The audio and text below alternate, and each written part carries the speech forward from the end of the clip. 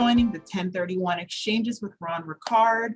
Ron, thank you so much for joining us this morning. We really appreciate it. He's going to go through all sorts of topics and address any questions, rumors, and everything else that's going on about 1031. So, Ron, feel free to take it away. Thank you very much. Thanks for having me. I love doing these classes. I really wish I was in person again, but hopefully one day we'll be back to doing that. I do have a presentation I'll work out. And let me get this thing started here.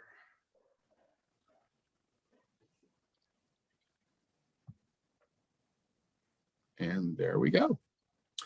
All right. For those of you whom I know a couple of people on this phone call, but or the Zoom call, but if there's anybody here who I have not had the pleasure to interact with in the past, my name is Ron Ricard with IPX 1031. I have been the 1031 intermediary here for about 20 years. Been very active at SCORE and look forward to giving you guys a reminder about what exchanges are, how to use them, how to get more business from them, what's the status of the market today, and a few other questions.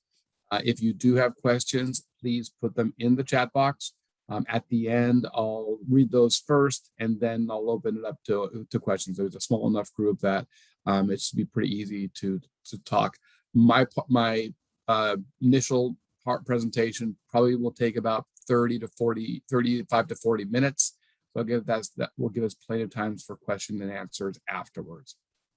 So let's talk about a couple things. I'm still getting a lot of questions on certain topics that I do want to bring to everybody's attention. So I'll answer these first.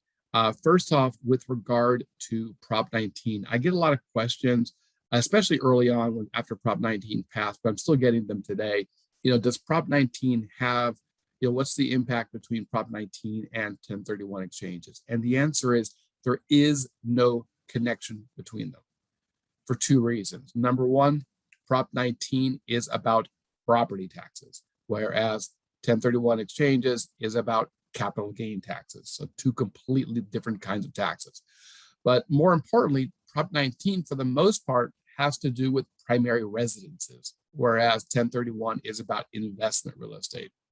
So there really is no connection, no nexus that really would drive one part of the business or one part of the one to the other. So Prop 19 and 1031 really have no connection to each other. Next question.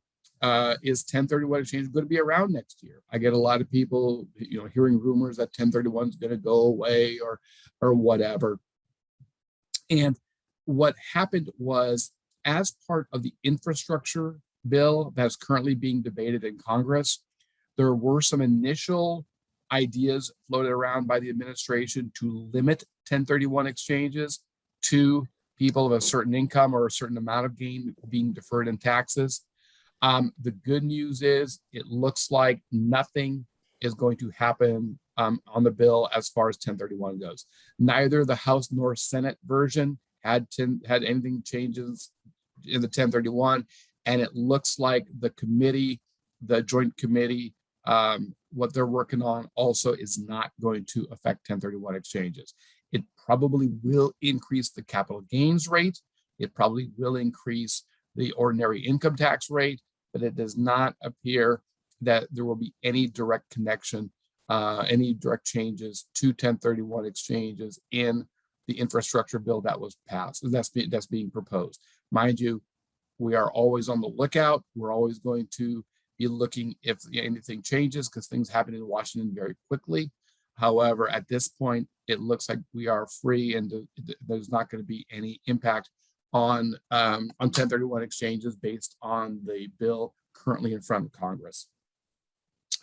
Lastly, I'm getting a lot of questions about extensions. As we will get into, and some of you probably already all know, there's a very limited time when you do an exchange. You need to know what you're going to buy within 45 days and close escrow within 180 days. And the market today, as you all know, everywhere in the country is pretty darn hot, limited inventory. I think things are getting a little bit better, but as a rule, things have been very, very hard to transact with regard to real estate, and so a lot of people are afraid of not finding properties within their timeline.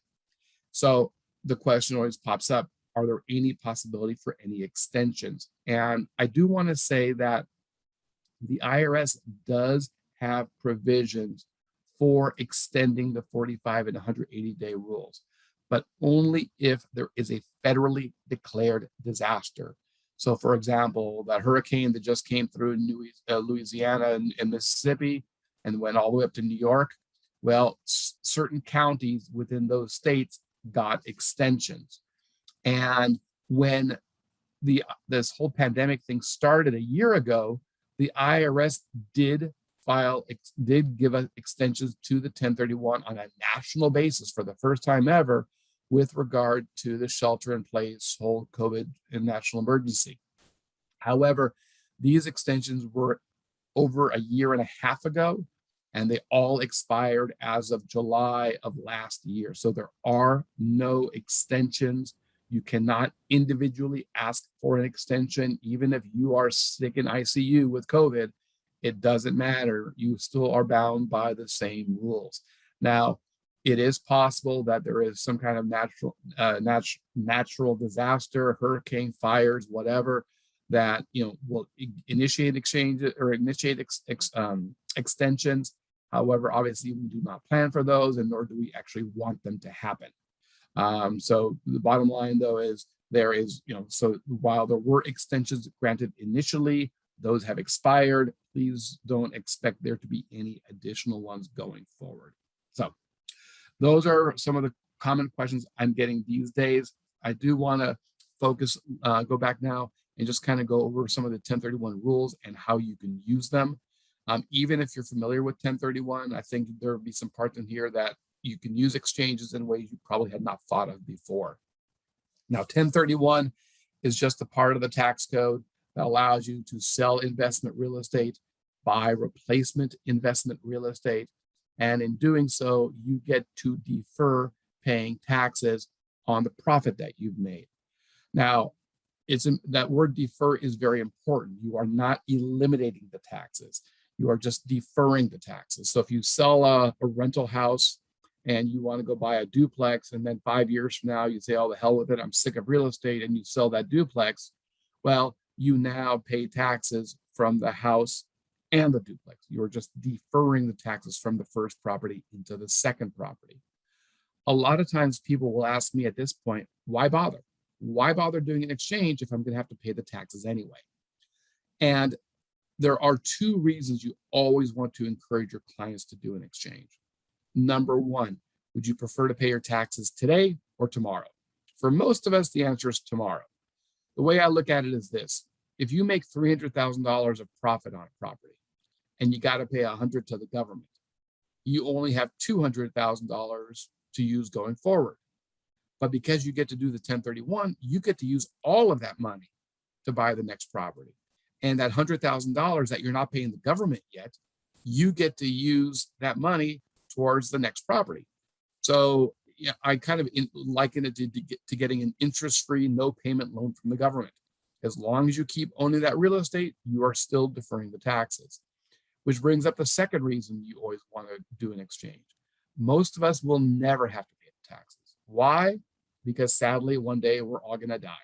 And when you die, you win. Well, be honest, when you die, your kids win. Because when you die, your heirs get what's called a step up in tax basis. And that step up in tax basis essentially wipes out all of your profit. So let me make sure we're all on the same page here. I bought a property many years ago for $100,000. Today it's worth $1 million. If I sell it, I have a $900,000 gain. But the day I die, whoever inherits the property from me, their basis is the value of the property the day I die. And if your kids are like mine, the day after my funeral, they're selling everything. So when they sell it for $1 million, how much capital gain do they have? Zero. It was worth $1 million when I died. That becomes their basis. They sell it for $1 million. They have no gain on the property. All the gain that I would have paid taxes on disappears. That's the real beauty of the 1031, is that hopefully you never have to pay the taxes.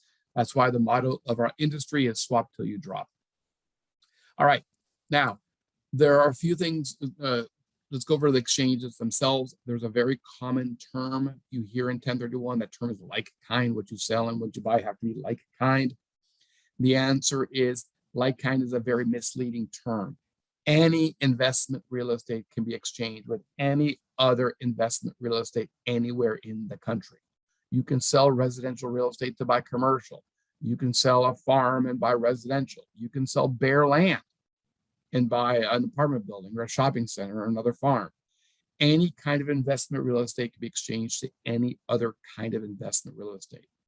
The reason that term is confusing is because up until a few years ago, we used to do a lot of exchanges when it came to what we call personal property. I've done exchanges for airplanes, for farm equipment, for boats, for UPS distribution routes. I mean, we used to do exchanges on all sorts of other personal assets, non-real estate assets. As of 2017, though, those all disappeared. 1031 now is only for real estate. So whereas before, if you sold a car, you had to buy a car. If you sold a boat, you had to go buy a boat. That's what like kind referred to. It has always meant investment real estate for investment real estate. So don't get hung up that if you're selling a yellow house on the street corner, you have to buy another yellow house on the street corner. As long as you're selling investment real estate, you can buy any other kind of commercial, residential, it does not matter. Also, again, it is deferring both state and federal taxes, even if you buy outside of the state. So if you sell in California and buy in Texas, you are still deferring both state and federal taxes. So don't get hung up on the term like kind. It's a lot more flexible than people think it is. All right. Now, I did say, though, it has to be investment real estate. So what kind of real estate is not investment real estate? Well, how about your primary residence? Your primary residence is open to a different kind of tax rules called Section 121 of the tax code. And that's the part of the tax code that says, if you're single, you get to keep $250,000 of profit when you sell the property. If you're married, you get to keep $500,000. So $250,000 if you're single, $500,000 if you're married. However, if your profit is more than that exemption, you pay taxes. Okay, it does not matter whether you buy another house or not. Years ago, when you sold your residence, you have to go buy another residence. That law's gone. Now, whenever you sell your primary residence, it doesn't matter if you buy another primary residence. But around here in the Bay Area, especially in Santa Clara County, $500,000 of gain on your property is nothing. So there are a lot of clients who have more than $500,000 of gain in their property, and they don't want to pay taxes. So is there anything else they can do? And yet the answer is yes. There are two ways you can actually combine 1031 exchanges with primary residences. First off, does any portion of your property qualify as investment? Do you have an ADU? Do you have a basement that you're renting out? Do you have a home office? You as realtors probably have a home office. Well, if you have a home office, are you declaring that on your taxes as a business property? And if you are, then whatever percentage of the property you are declaring on your tax return as your home office, that percentage of the sales price you can do an exchange on. I just set this up for a realtor on the peninsula this morning. He has a property where he was renting out an ADU and he had a home office. On his tax return, he was showing 20%. He is showing, I should say, 20% of his property as a rental property. And therefore, his accountant is okay with him taking 20% of the sales price and doing an exchange with that. Now, mind you, on the other 80%, he still gets his full $500,000 exclusion as a married couple on the primary residence side. So it's a great way to combine the 1031 with primary residence. As a matter of fact, this is something I would strongly recommend that you do as part of your listing presentation. If you're working with somebody's primary residence and you know they've owned this property a long time, then their gain is more than the exemption, ask the question.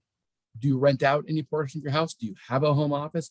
Is there anything you are already showing as investment property? Because if the answer is yes, then they may be able to already save some taxes just the way it is right now. For most of us, though, we do not have a home office. Most of us do not rent out parts of our house. So the next question is there anything else they can do? The answer is yes. Move out. Turn your house into a rental property. Now, here's the good news. After you've been renting out the house for a couple of years, is that house now an investment property? Yes, it is, because you've been showing it as a rental. But is it still a primary residence? And the answer is yes, it is, because it still meets the criteria of having lived in the property 2 of the last 5 years. And because of that, you could take advantage of both tax rules at the same time because it qualifies for both. So let's say you bought the house years ago for $400,000. Today it's worth $2 million, and you sell the property for $2 million. You're a married couple. You get to keep $500,000, and then you do an exemption, and then you do an exchange on the remaining $1.5 million. So it is a way for you to combine the 1031 with a primary residence. Obviously, this does not work for everybody. If you need the money from your house to go buy yourself a bigger house, it does not work for you. However, if you have a second home, or you can have enough money to go buy yourself another property, or you're moving to an assisted living or a senior facility, and you don't need the money to go buy another primary residence, this is a good solution. It's something I do a lot of. I probably set up at least 2 or 3 of these every single week. It's a very common thing people are doing, where they are converting their primary residence into an investment in order for them to keep more of the gain than their $500,000 exemption. All right. So what other kinds of properties don't qualify for 1031? What other kinds of properties are not considered to be investment real estate? Second homes. Got a little house in Santa Cruz that you like to go to on weekends. Second homes are not investment real estate. Now, if the property is a vacation rental, like a VRBO, Airbnb type property, then it qualifies, though there are strict rules as to what does qualify as a vacation rental, but a second home does not. Most of you are thinking, well, that's okay. Nobody has a second home in Santa Clara County. Oh, yes, they do. If you are letting a family member live in the property and you're not charging them market rate rent to the IRS, it's a second home to you. So if you got a client out there who has a house that they're letting their kids live in for rent free or paying virtually no rent, guess what?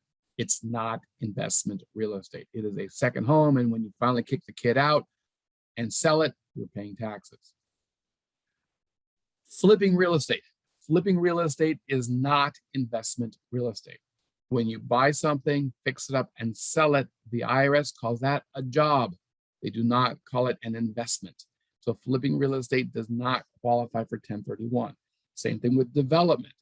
You buy a house, you buy a piece of land, you build on it, and you sell it, you are considered a developer. You are not considered to be an investor. So development or flipping homes is considered to be properties purchased for resale, not properties purchased for investment.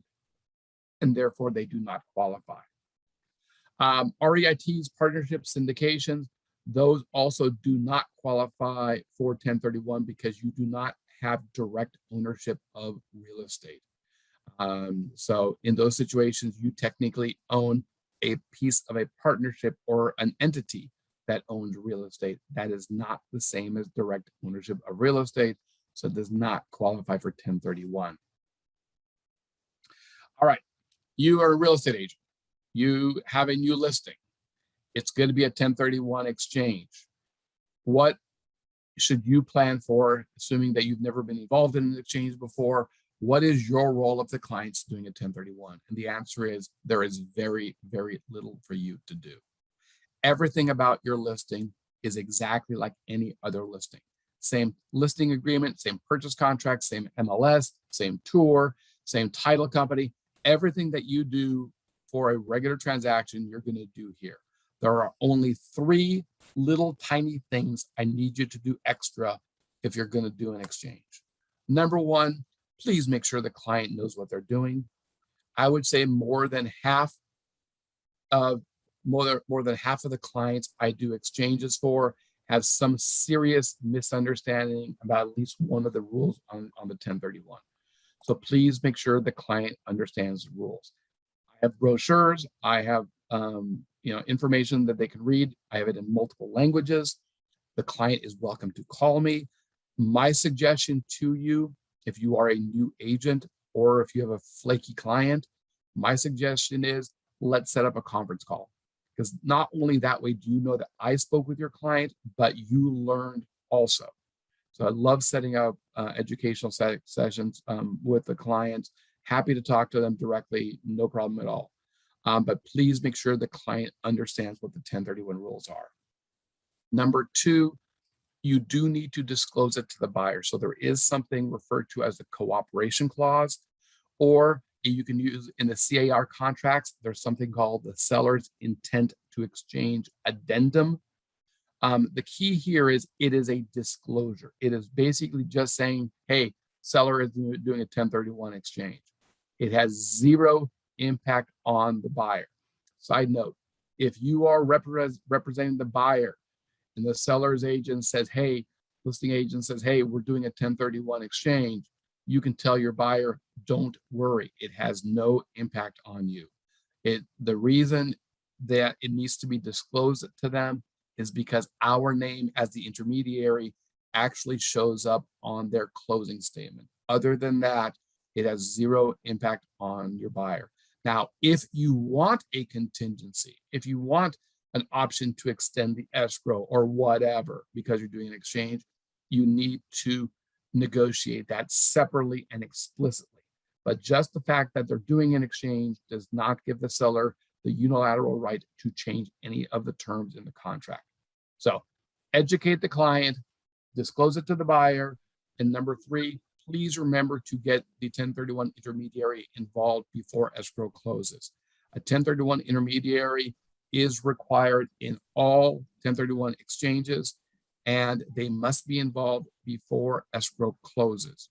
Once escrow closes, the client has received the money and they will pay taxes. The job of the intermediary is to hold the money between when they sell the property and when they buy the replacement property. It's the escrow between the escrows, but we must be involved before escrow closes. Other than these little tiny 3 points, everything else about your listing is exactly like any other real estate transaction. Now, when your client is doing an exchange, there are a couple of important rules for them to know. Number one, the timeline. How long do they have to buy the new property? The key here to remember is they need to know what they're going to buy within 45 days and close escrow within 180 days. So 45 days to tell us what they're going to buy, 180 days to close the escrow. Both of those clocks start the day escrow closes. Now, in today's market, is 45 days a lot of time? No. So what am I seeing people do to help get around that 45 days? There are two things I'm seeing people do. Number one is I'm seeing people ask for longer escrows. So instead of asking for a regular 30-day or 21-day escrow, I'm seeing a lot of 45-day escrows, 60-day escrows, maybe a 30-day escrow with an option to extend 30 days. The longer the property is in contract, the longer before the 45-day clock starts, the longer time your seller has to find replacement property. So it's perfectly okay for your seller to actually be in contract on a replacement property before they sell theirs. As long as they're closing escrow on the one they're selling first, it's a regular exchange.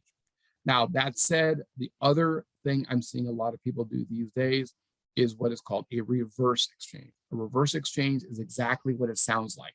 You are buying first and then selling. I'm not going to get into reverse exchanges very deeply. It's a very complicated transaction. I can literally spend a half hour going over just reverse exchanges. But know a couple things. Number one, they are more expensive. Number two, you have to have the money to buy that property because you're not selling yours yet, so you have to be able to front the money, and getting a loan is not easy. And number three, we still have to be involved as the intermediary. We still have to be involved at least 2 weeks before they buy that property. Because if they buy that property and then call me, I will hang up on them. because they now own both properties, and you can't do an exchange into a property if you already own it. So we need to be involved beforehand so that we take title to one of the properties. Again, a reverse exchange is just know it exists. If you have a specific situation, call me, we'll go over it. But because of the expense, because of the fact they have to come up with the money, most people do not want to do them. Most people want to do regular exchanges. Now, when I say identify, what do I mean by identify? I mean, you are actually giving me addresses to 3 properties. So technically, do you have to be in contract by day 45? Technically, no. Technically, all you are doing is giving me up to 3 property addresses. Now, that said, in today's marketplace, if you give me 3 property addresses and on day 47, they're all sold to somebody else, you're screwed and your exchange fails because you have to buy from that list of properties that you've identified. So the reason I'm bringing this up is technically, do you have to be in contract by the 45 days? No. Should you be? Yes. I would say that I'm recommending that clients not only be in contract, they want their inspections done, their loan approved. They want to be locked into a firm contract by day 45. Because again, you cannot change your mind after that. And in today's marketplace, that is not a lot of time.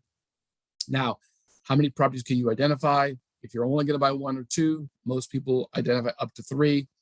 I don't want to get too deeply into this, but just realize that if for some reason they want to buy more than 3 properties, maybe they're selling here and going to buy a bunch of houses in Tennessee or Louisiana or something, then there are ways to identify more than 3 properties. Most people would use the 200% rule. Again, I don't get too deeply into this. Just know that there are a limited number of properties they can identify. But again, in today's marketplace, they better be in contract by then. All right. Now, next part, how much do you need to reinvest in the 1031 to defer all your taxes? The answer is real simple. All of it, not the profit, not the equity, everything. If you sell the property for $1 million, you need to buy at least $1 million worth of replacement property. Now, can you buy for more than $1 million? Yes, you can. Can you buy for less than $1 million? Yes, you can. But if you do, you pay tax on the difference. That's called boot. Some of you have probably heard that term before. It's actually on the test. So if you sell for $1 million, buy for 900, that $100,000 that you're going down is taxable. Now, the other part of it is all the proceeds, all the cash that comes from the sale, all has to go towards the next property. Any cash left over, they pay tax on. Where I see this right now, I see a lot of people, because of really low interest rates, wanting to get a bigger loan than they need to buy the replacement property. The problem is, even if you buy something that's more expensive, if you get too big of a loan, you have cash left over, you're paying tax on that cash. So equal or greater, use all the cash. So what that means is, if there was a loan on the property, they have to replace the value of that debt. Whether it means they get another loan or whether they use cash from their pocket instead, you gotta replace the debt going forward. So equal or greater, use all the cash, the debt by itself gets replaced. So anything that you touch, you pay tax on. Now, I always look at it as a real quick rule of thumb. This is how to test it real quick. Did you buy something that's more expensive, equal or more in value? And did you use at least the equity that came from the sale of the property? If you met both of those criteria, then you have deferred all of your taxes. If you haven't, then you probably have some boot. So equal or greater, use all the cash. That, in an essence, is the 1031. You're selling a real estate, you're buying real estate. You need to get everything done within a certain timeline. You got to reinvest all the money, but it's really not a complex transaction. Now, there are some myths, some incorrect ideas people will have about exchanges. The first one is that I still get phone calls from people, especially older people, who say, hey, I have a duplex in Campbell. Do you know anybody who has a fourplex in Sacramento who wants to swap with me? They think a 1031 is literally an exchange of real estate with another party. And believe it or not, that's what it used to be. Because 1031s have been around since 1921, 100 years. And 100 years ago, that's what 1031s were. They were literally swapping of real estate. Not anymore. 99.9% of the transactions I do, you are selling to one person, buying from another. It is not a direct swap of property. Also, a lot of people still think that 1031s have to be simultaneous. You have to buy and sell on the same day. Again, that's what it used to be. But in 1984, Congress amended the 1031 rules, and now we have that 45 and 180-day rule. So it is not simultaneous anymore. I get a lot of people calling me thinking 1031s are scary and expensive and really hard to do and only for big commercial people. Wrong. 1031s are really easy. They're really cheap. I've done exchange. I just did an exchange for a guy who sold a piece of land in the Santa Cruz Mountains for $25,000. It was bet he preferred to pay $1,000 to me than to pay $5,000 to the government. We did his 1031 exchange. So they're not difficult to do. They're very easy, just a little bit of paperwork to sign. There's a fear that 1031s are an automatic audit trigger to the IRS. Again, not true. IRS has basically told us just because you're doing an exchange does not mean you are more likely to get audited. Now, obviously if you don't do it right, it's another story. But as long as you do it right, you should not have any fear there. There's also a misunderstanding, and this is especially true among accountants, that you can't have a property that is both a primary residence and an investment property at the same time. That is not true, as we've already shown. The easiest example of this is a duplex. You live in one side, rent out the other. Obviously, part of that property is your primary residence. Part of that property is an investment. So a lot of CPAs need to be educated that a property can be both at the same time. Lastly, people don't know that they need to hire an intermediary or they could just have their attorney or a friend hold the money. The answer is not true. A 1031 intermediary is required in all 1031 transactions, and they must be a neutral third party. They cannot be their accountant, their attorney, their realtor, their mother. It has to be somebody with whom they do not have any other relationship with. So, or financial relationship with, I should say. So these are some of the common myths people have about exchanges. Now, for those of you who are a little bit more experienced in 1031 exchanges, there are a couple of what I call my red flag topics. These are common issues that people have with exchanges that you may have run across in the past. First off, family. The IRS hates your family. The IRS knows that when you do transactions where you're buying and selling among family members in a 1031 exchange, there are severe restrictions. And sometimes the way the rules are written, you cannot do it. So for example, I just got a phone call from somebody yesterday. She wants to do a 1031 exchange and buy her mother's house from her. Can't do it because her mother's house is her primary residence. Her mother is going to be receiving that money. The exchange will not happen. So anytime you're looking at doing a transaction where you're buying and selling among family members, please call me. Seller financing. Again, this is not too common in the Bay Area and urban areas. However, it still does happen. Seller financing and 1031 does not mix. Please, because that note will become taxable boot. So again, there are ways around it. I'm not telling you not to do them. Just get me involved early. Number 3, the biggest problem, vesting. Whoever sells has to buy. If Quinn sells, Quinn has to buy. She can't give the money to True to buy the replacement property. Okay, so it has to be the same taxpayer buying and selling. So this is especially an issue if you have a property that's held in some kind of family irrevocable trust or a partnership and everybody wants to finally go their own separate ways. Even adding a spouse is a problem. So if you bought the property when you were single and now you want to do an exchange but buy the replacement property with your spouse, that's a problem. Any change in the vesting, please call me and I'll walk you through whether it's a problem or not. Foreign sellers, anybody who is subject to FIRPTA. Foreign sellers can do exchanges. I've done plenty of exchanges for people who have never even set foot within the United States. However, if they are subject to FIRPTA, there is extra paperwork they are going to need to fill out primarily from the escrow side. Also, they do need a tax ID number to do an exchange from the US side, from the 1031 side. So the reason that I bring this up is if you are dealing with somebody who is not a US citizen or permanent resident, please let both us and escrow know as early as possible so that they can do the paperwork.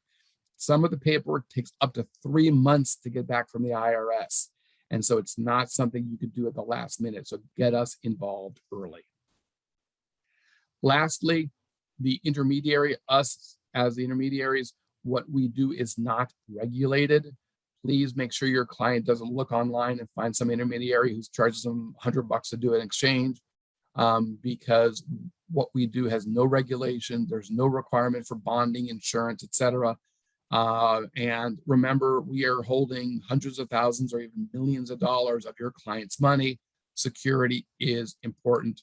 Please make sure you're working with big QI companies that have lots of bonding and insurance and guarantees that your money is being protected. All right, so that's what an exchange is. Now, the next question is why? Why do people do 1031 exchanges? And most people would say, well, we do it to defer taxes. And I say, no, that's not true. The easiest way to defer taxes is you don't sell it. I own a property right now out in Wyoming. It's a great property, made me a lot of money. I'm getting sick of having to fly out to Wyoming. I want to sell that property, but I don't want to pay taxes. So guess what? I'm not selling it. Okay. So the easiest way to defer taxes is don't sell it. But the reason people do exchanges is because they want to buy something better. And what does better mean? Better means whatever the hell the client wants it to mean. It could be, I want to sell my apartment building and buy 5 houses. Maybe it's the other way around. Maybe they want to sell their 5 houses and buy an apartment building. Maybe they're moving to Arizona, so they want to move their rentals to Arizona. Maybe they need better cash flow. Maybe they want to buy a property that later in life they may want to move into. I do a lot of exchanges where people will do a 1031 exchange into the villages or into one of the Del Webb communities or Sun City communities, where ultimately, after renting the property out for a few years, they're going to move into those properties. Maybe they ran out of depreciation. Maybe they're using the 1031 exchange as an estate planning tool. I get a couple of these every year where I'm talking to somebody in their late 80s or 90s. They have their kids fight all the time. So instead of having their kids fight over their real estate, they're just going to do exchanges. Each kid knows what they're going to inherit. And therefore they all get to keep they all avoid having fights among family members. So the reason I want to bring this to your attention is when you're talking to an investor, don't mention 1031 in the sense of, hey, do you want to defer taxes? What you want to ask them is, what do you want to do with your real estate? What do you want to buy that is better than what you own today? What are you looking for? 1031 exchange is a tool that allows you to get from what you own today to what you own tomorrow. And let me kind of just let you know what we're seeing in the market today. I am doing a record number of exchanges. I am doing 50% more than any month I've ever had in my life. And this makes 2005 look like a recession. We are doing tons and tons and tons of exchanges. And we are seeing a lot of people fall into different categories. One thing is cash flow. Property values in Santa Clara County have gone up anywhere from 25 to 70% in the last year or two. Well, guess what? Rents haven't caught up. So if you got a property that was a decent cash flow, now it's worth 50% more and you're still collecting the same rent, guess what? That's not a good use of your money. It's better to take that money, exchange it into other areas, or to buy multi-unit properties or something where they can get better cash flow from their property. Seeing a lot of that. I'm also seeing a lot of people wanting to get out of California either now or in the future. So they are doing 1031 exchanges into markets like North Carolina, Idaho, Texas, even places like Hawaii and Washington, where people want to eventually retire to. Perfectly good way to do it. So again, the reason I bring this up is when you're talking to an investor, focus more on where do they want their money to go. And that's why you do exchanges. And that's why we're doing a ton of them right now. All right. Now, ultimately, you are going to deal with people who are older and sick of owning real estate. Because, if you're dealing with somebody who's 35, 40, 45 years old, they're probably looking to build their real estate empire. Okay. They're looking to exchange into bigger and more properties.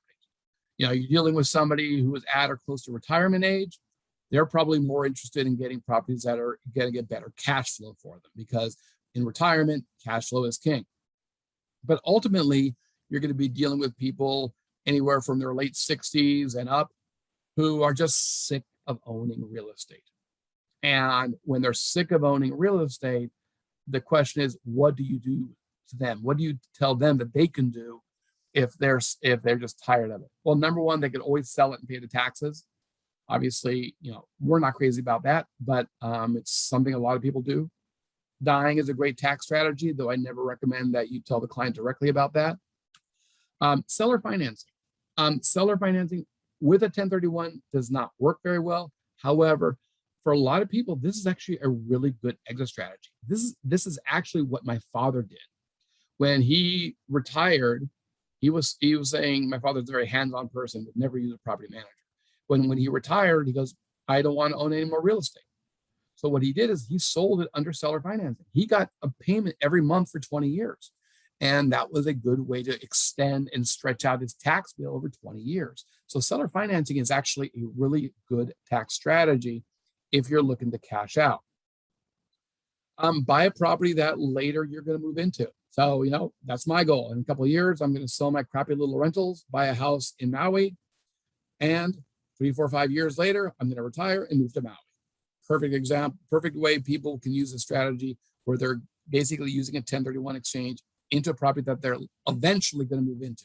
They need to treat it as a rental for 2 or 3 years first, but ultimately they can move into the property. Obviously, we talked about estate planning and buying property that their kids are going to inherit. You can also exchange into what I call low maintenance assets, properties that don't require a lot of work. There's something called triple net or net lease property. That's where you're buying a McDonald's or a Jack in the Box or a Jiffy Lube, Walgreens. What you're buying is not the business. You're buying the real estate and leasing it to the business. Very low management, very long-term leases, really easy to do. You could also buy these properties in fractions, called a DST or TIC, where you're buying fractional pieces of commercial real estate. I'm not going to get too deeply into this.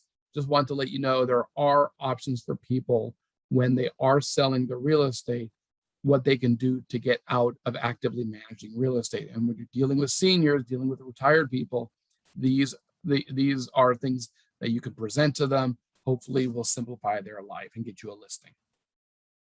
With that is the 1031 exchange. Hopefully you got something out of it. What I'm going to do now is I'm going to go into the chat box and go into some questions. But before I do want to point out a couple of things for you. Number one, and we did talk about this at the beginning, I do have a newsletter I put out on 1031 and tax-related information. We keep people up to date, especially when it comes to anything that may happen in Washington that would affect 1031 exchanges. Comes out once a month. If you're interested in it, send me an email, text me, call me. I'll put you on the list for that.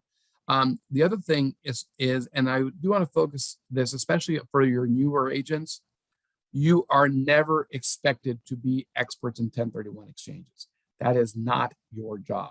The main thing I want you to be able to do is recognize the opportunity. As long as you can recognize the opportunity, you know when to bring in the intermediary, then you can get somebody else involved to help answer your client's questions. But you are never expected to become an expert in termites or in loans or in escrow or in 1031 exchanges. That's not your job. Lastly, I will also mention there's one thing I didn't cover today, which I typically do, is as part of your network, as part of your team as a realtor, there is one person I would highly recommend you put on that team, and that's a CPA or an accountant. I cannot tell you how frequently I deal with people who have millions of dollars of investment real estate and they use TurboTax, and it freaking kills me because there are some very complex tax questions. There are a lot of gray areas in the tax code, and I want you to be able to really, the clients need to have some good tax advice that you cannot get from a computer program. So being able to recommend a good accountant to them, I think is really, really important.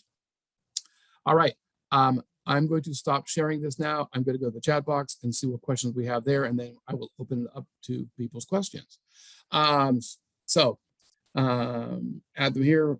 Will this be a recording be available to everybody? I think SCORE can answer that one. What do you think? Yep, I put it in the chat. I said once everything has been downloaded and our team has processed it, we will get it out to everyone that has registered. Fantastic, thank you. I know a couple of people joined late and there was a question about proposed 1031 tax changes. I did cover that at the beginning of the talk. I will mention it again very briefly. It does not appear that Congress will do any changes to 1031. There is, until we actually have a bill out with regard to this infrastructure proposal that Congress wants to pass, that's where any changes in 1031 had been proposed. So far, it looks like nothing on 1031 is in there. However, it is something that we are always constantly looking for. And again, my newsletter will cover every time there's any potential change being done.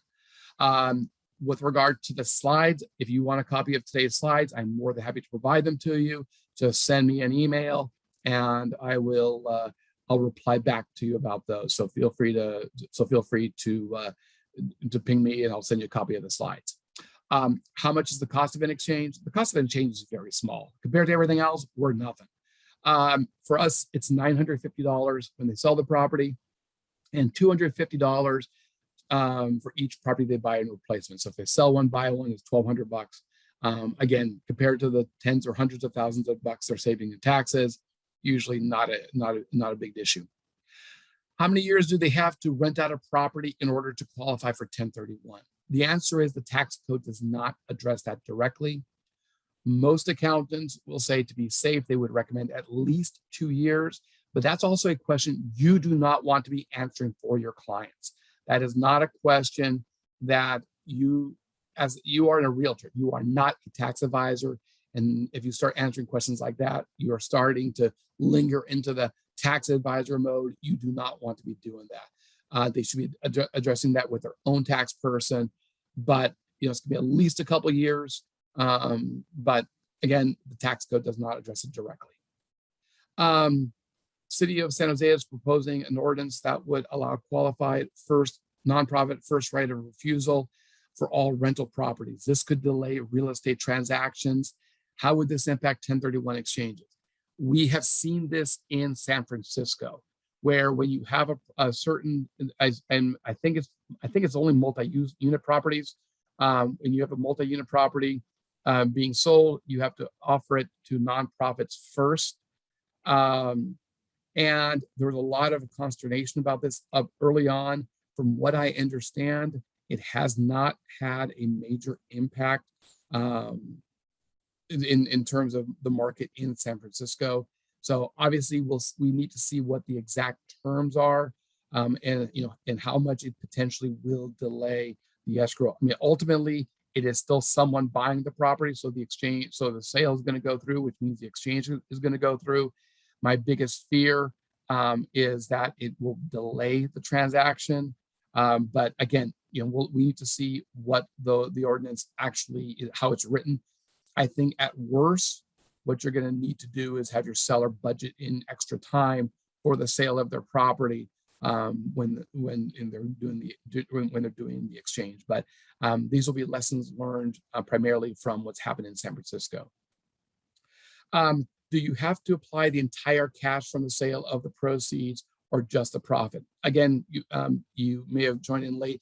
All of the cash, all of the equity that comes from the sale has to go towards the next property, not the profit.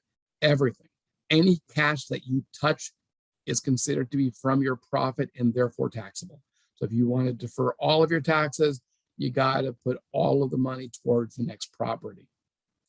All right. So with that, we still have a few minutes. Only have a dozen people or so online. So we So if anybody has a question, they want to raise their hand or just unmute themselves, I am more than happy to address questions that way. By the way, whatever we don't address today, or if you feel you have a question that's more personal for you or your clients, feel free to call me, email me afterward. That's exactly what I'm here for.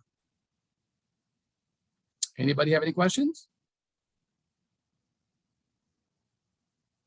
Going once, going twice. What is my email? I will put my email in the chat box here for everybody before we are done as well. All right. Any other questions? Yes. Yes, I do have one question. Thank you so much for a very informative session, Ron. Really appreciate it. And I have a question about the 45-day rule. So you said that we can identify up to 3 properties, and like we make offers and it's really hard to get offers accepted these days. And if we don't get our offers accepted for the 3 homes that we identified, but within that 45 time frame, we still get into another contract on a different home, will that be okay? Or again, I may have missed. During the 45 days, obviously you can change your mind and look at 1 million properties. But when it gets to midnight on day 45, you need to give us a list of no more than 3 properties, assuming you're only by 1 or 2. You have to give us a list, and you cannot change your mind after that. So that's why I'm saying by day 45, if you're not pretty close or in a firm contract, then realistically your exchange probably will not be successful, and your client's going to get their money back and pay their taxes. Got it. Thank you. Anybody else? Going once, going twice. I will throw this back to SCORE to close out. I want to thank you all for being here today. Sorry.